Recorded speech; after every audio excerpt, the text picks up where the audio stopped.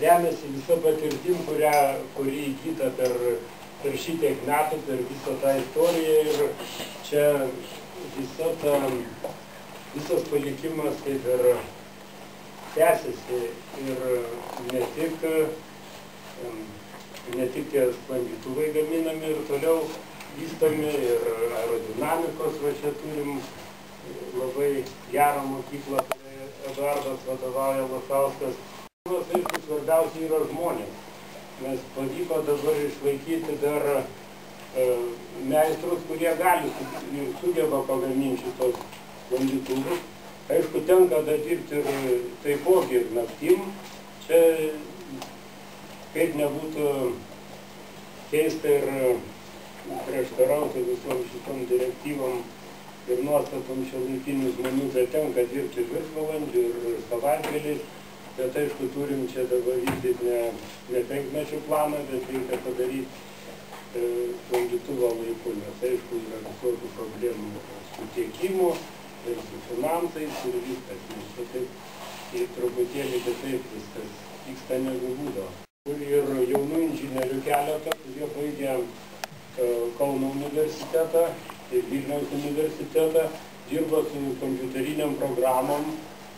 Aišku, dabar išmoko ir skaičiuoti šitą plastiko ir atsparumus, ir ilgaamžiškumus, naudojami baigtinių elementų metodai, ir jauni inžinieriai įsigilinę gan aukšto lygio, kad ateina paruošti, ir dar maždaug porą metų padirbėję gamyklą jau gali dirbti prie šitų projektų. Aišku, dabar medžiagos truputėlį yra kitos, nebereikia daryti, nebedarom. Gal jų reikėtų bandinukų, kur po kiekvieno klijavimo maišymo tenai būdavo gamykloj praktika, kad visą laiką bandinukai, jie tenai laužomi, nutraukiami, pažiūrėti, kaip sukietėjo, kaip polimerizavusi dervos. Dabar šito nebedarom, nes užtikrinam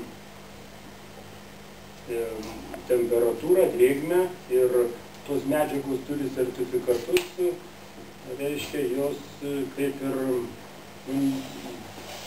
nebuvo, kad neatlaikytų kažkokių tai. Lapkričio 17 mūsų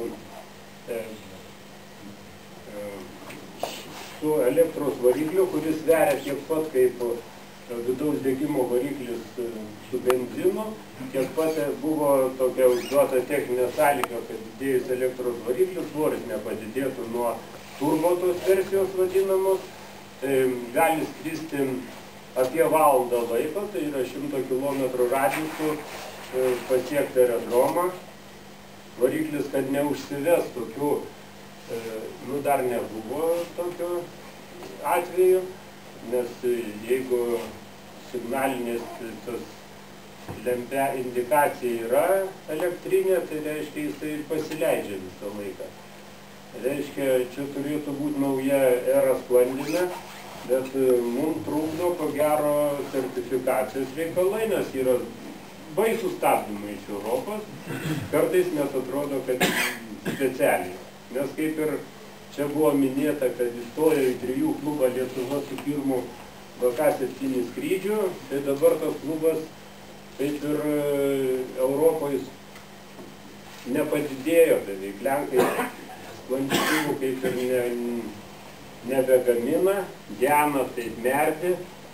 Ten, žodžiu, Lenkija labai tenai pristojo viskas, aišku, ir pas mus ten nėra.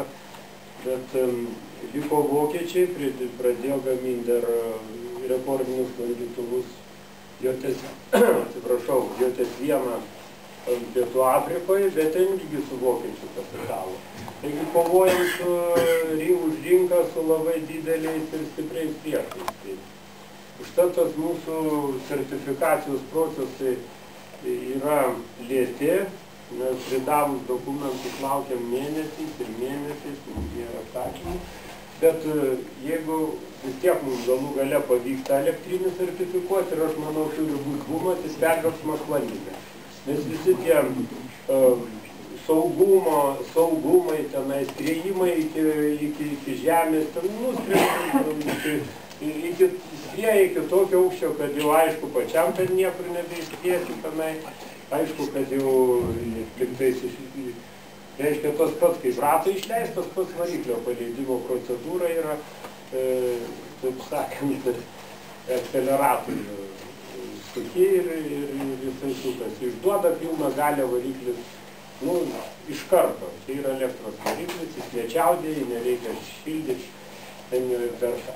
Tai va su šito produktu mes galvojam išeiti į rinką ir dabar paskutiniuosius gaminam jau gal 5 sklandytuvą iš eilės, visi eina su užsakymai su elektriniais varikliais. Tai dar tobulinam šitą sklandytuvą, ten jisai vadinasi tik grįžimo variklis, bet pavyko, jis lengvai pakyla, pakilose nuo asfaltuotos juostos maždaug per 300 metrų be vėjo jau jisai ore, tik tiek, kad dar nėra išlaikyti tokie reikalavimai, kaip propelerio atstumas nuo žemės. Kilti reikia nuo 2 taškų ant kritinių taškų, bet iš karto, kad plyšus, tada pradėti reikia palyginti, padidinti greitį normaliai,